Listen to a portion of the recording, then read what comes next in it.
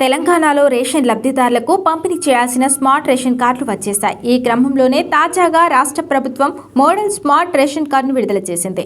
పౌర సరఫరా వ్యవస్థను టెక్నికల్గా మరింత బలోపేతం చేసే దిశగా సర్కారీ కొత్త తరహా రేషన్ కార్డులను అందుబాటులోకి తీసుకువస్తోంది. డిజిటల్ ధృవీకరణ, ఆధునిక భద్రతా ప్రమాణాలతో రూపొందించిన ఈ స్మార్ట్ రేషన్ కార్డులు లబ్ధిదారుల వివరాలను వేగంగా గుర్తించేలా ఉపయోగపడనున్నాయి. ఆగస్టు 15 నుంచి ఈ స్మార్ట్ రేషన్ కార్డులు జారీ చేయనున్నారు. బీసీ మహిళలకు ఆర్థిక స్వావలంబన కల్పించే దిశగా తెలంగాణ ప్రభుత్వం ఇంటింటా ఇందిరమ్మ కుట్టు మిషన్లు కార్యక్రమాన్ని ప్రారంభించింది. ఈ పథకం కింద రాష్ట్ర వ్యాప్తంగా 1.19 లక్షల ఆటోమేటిక్ కుట్టు మిషన్లను మహిళలకు ఉచితంగా పంపిణీ చేయనున్నారు. ఒక్కో మిషన్ విలువ 12,000 రూపాయలుగా ఉండగా లబ్ధిదారులకు 100% సబ్సిడీపై అందించనున్నారు. ఈ నెల 15 నుంచి దరఖాస్తులు స్వీకరించనున్నారు. బీసీ మహిళల ఆర్థిక సాధికారితకు 100% సబ్సిడీపై ఇచ్చేటువంటి పథకం వాళ్ళ యొక్క స్వయం ఉపాధి, స్థిర జీవన ఉపాధికి, మహిళా ఆర్థిక స్వావలంబనకు ఉపయోగపడుతుంది అనేటువంటి ఆలోచనతో చేస్తాను. ఇంతకు చెప్పినట్టుగా 119 అసెంబ్లీలో నియోజకవర్గానికి 1000 చొప్పున మరి 1,19,000 మందికి దాదాపు మిషన్ ధర 12,000 రూపాయలకు సంబంధించి ఉండేటువంటి అవకాశం ఉన్నటువంటి పరిస్థితుల్లో వాళ్ళకి స్వయం ఉపాధి కల్పించాలని, ఎందుకంటే మా చైర్మన్లు అందరూ కూడా వాళ్ళ కుల సంఘాలకు సంబంధించి చైర్మన్లు అయిన తర్వాత దీంతో పాటుగా ఇంకో కొత్త స్కిల్ డెవలప్మెంట్కి సంబంధించి కూడా వాళ్ళ కుల సంఘాల ఆధ్వర్యంలో చేయాలనే ఆలోచన ఉంది. అదేవిధంగా త్వరలో చాలా కాలంగా పెండింగ్ ఉండి స్థలాల కేటాయింపుకే పరిమితమై ఉన్నటువంటి ఆత్మగౌరవ భవనాలు అన్నిటి కూడా మరి ఈ ఆగస్టు నెలలోపే వాళ్ళందరికీ కూడా నిధులు కేటాయించి ఆ భవన నిర్మాణాలు కూడా చేపడతామనే మాట మనం చేస్తాను. దాదాపు 40 భవనాలకు ఆనాడు కొంత స్థలాలు కేటాయించినారు.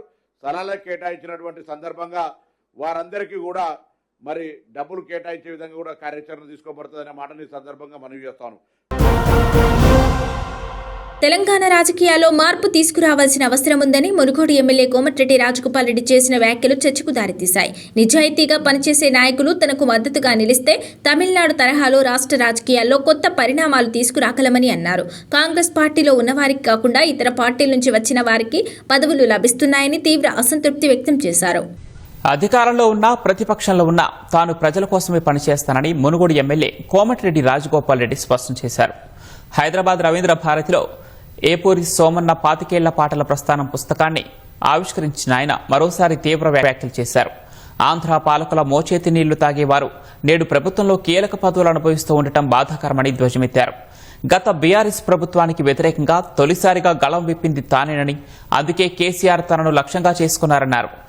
ఏపూరి సోమన్న వంటి కళాకారులు, ఉద్యమకారులు చట్టసభల్లో అడుగుపెట్టాలని రాజగోపాల్ రెడ్డి వెల్లడించారు.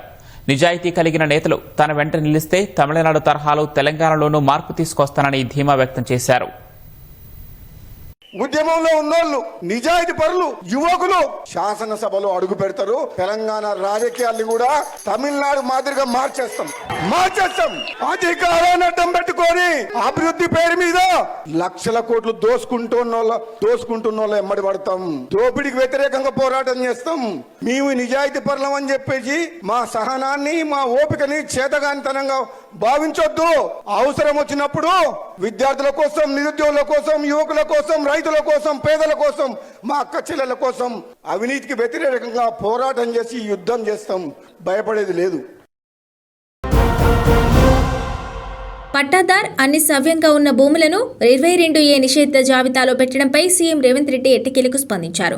తప్పు జరిగినట్టు పరోక్షంగా అంగీకరించారు. హైదరాబాద్ కూకట్పల్లిలో జరిగిన ఓ సభలో ఆయన మాట్లాడుతూ ఈ విషయంపై స్పందించారు. 22A విషయంలో మీ సొంత భూములు కోల్పోకుండా చూసే బాధ్యత తనదేనని హామీ ఇచ్చారు. అట్లనే మీరు కొనుక్కున్న భూమి ఏదైనా కారణం చేత 22Aలో పడి ఉంటే మీరు కొనుక్కున్న భూమి ఏడికి పోదు, 1 ఇంచు కూడా ఏదికి పోదు. నేను ఇస్తున్న జమనాత్ ఇస్తున్నా, మీకు భరోసా ఇస్తున్నా. మీ భూమి మీకు అధికారులతో మాట్లాడి మీరు రిజిస్ట్రేషన్లు చేసుకున్నట్టు అన్ని ఆదేశాలు ఇస్తా. ఒక్క సర్వే నెంబర్లు 500 ఎకరాలు ఉంటే కోర్టు ఆర్డర్ ఇస్తే ఆ సర్వే నెంబర్ మొత్తం 22Aలో ప్రొహిబిటెడ్ లిస్ట్ లో పెడుతున్నారు. అందుకే బై నెంబర్లు ఇచ్చి కేసున్న 2 ఎకరాలు, 4 ఎకరాలు, 5 ఎకరాలు ఉంటే కోర్టు ఆదేశాలు ఉంటే ప్రభుత్వ భూమి ఉంటే వాటిని పక్కన పెట్టి మిగతా మీరు కొనుక్కున్న భూములు, మీరు కట్టుకున్న ఇండ్ల భూములు రిజిస్ట్రేషన్ అయ్యేటట్టు 100% మీకు మంచి జరిగేటట్టు చేస్తా. ఎవరు ఆందోళన చెందాల్సిన పని లేదు. మీకోసం పని చేయాలన్న సంకల్పం సంకల్పం ఉంది. విధ్వంసమైన తెలంగాణను వికాసం వైపు నడిపించడానికి రోజుకు 18 గంటలు పనిచేసే శక్తి దేవుడు నాకు ఇచ్చిండు. దేవుడు వాళ్ళ దిక్కు లేడు, దేవుడు మన దిక్కు ఉన్నాడు. ఎందుకంటే మన సంకల్పం మంచిది. నేను గొప్ప తెలివికల్లో నేను చెప్పను, పెద్ద పెద్ద చదువులు చదువుకున్నానని నేను చెప్పను, కానీ 10 మందికి మేలు చేయాలన్న ఆలోచన నాకుంది. అది ఒక్కరోజు చాలు నన్ను దేవుడు కాపాడడానికి, ఆశీర్వదించడానికి.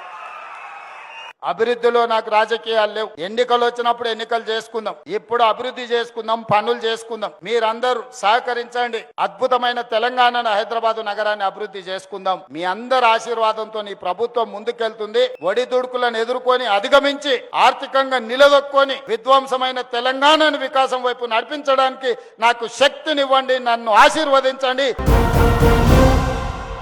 ఆంధ్ర నేతల మోచేతి నీళ్లు తాగిన వారు, కాంగ్రెస్ పార్టీతో సంబంధమే లేని వారు నేడు తెలంగాణను ఏలుతున్నారు. వారే ప్రభుత్వంలో కీలక పదవులు అనుభవిస్తున్నారు. తెలంగాణ ఉద్యమంతో సంబంధం లేనోళ్లు కూడా పెద్ద పెద్ద పదవుల్లో ఉన్నారు. ఇది సహించే రానిది అని మునుగోడు ఎమ్మెల్యే రాజగోపాల్ రెడ్డి మరోసారి సంచలన వ్యాఖ్యలు చేశారు. లేదు, ఏం లేదు. కాంగ్రెస్ పార్టీనే ఉన్నా, రాహుల్ గాంధీ గారి నాయకత్వంలో కాంగ్రెస్ పార్టీనే ఉంటా.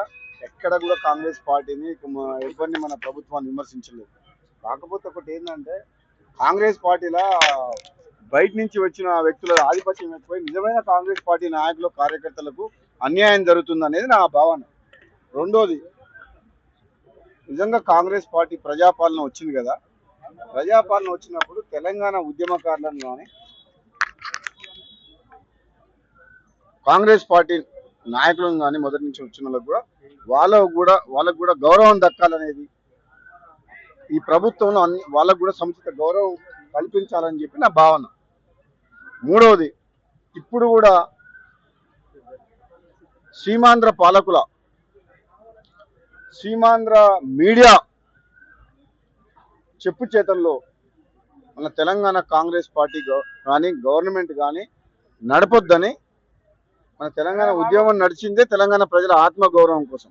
సో అదే ఆత్మగౌరవాన్ని నిలుపుకునేలా మన ప్రజాపాలన చేసుకోవాలని, ఆంధ్ర పాలకుల వాళ్ళ చెప్పు చేతుల్లో మన ప్రభుత్వం ఉండకుండా. తెలుగు రాష్ట్రాల్లో సంచలనం సృష్టించిన ఓటుకు నోటు కేసు కొత్త మలుపు తిరిగింది. ఈ కేసులో ఇప్పటివరకు జరిగిన వాదనలను మళ్లీ మొదటి నుంచి వినాలని సుప్రీంకోర్టు భావించింది. ఈ కేసులో గతంలో కొంతమేర జరిగిన విచారణను సుప్రీంకోర్టు రద్దు చేసింది. కేసు విచారణను మళ్లీ మొదటి నుంచి ప్రారంభిస్తామని భారత ప్రధాన న్యాయమూర్తి జస్టిస్ సూర్యకాంత్ నేతృత్వంలోని త్రిసభ్య ధర్మాసనం స్పష్టం చేసింది. అన్నం పెట్టినోళ్లను మరుస్తామా, అలా చేస్తే పుట్టగతులుండవు అని ప్రభుత్వ వ్యవసాయ సలహాదారు బాన్సువాడ ఎమ్మెల్యే పోచారం శ్రీనివాసరెడ్డి అన్నారు. నిజామాబాద్ జిల్లా వర్ని మండలం జాకోరా, శంకోరలో గురువారం పలు అభివృద్ధి కార్యక్రమాలకు హాజరయ్యారు. ఈ సందర్భంగా నిర్వహించిన సమావేశంలో కీలక వ్యాఖ్యలు చేశారు.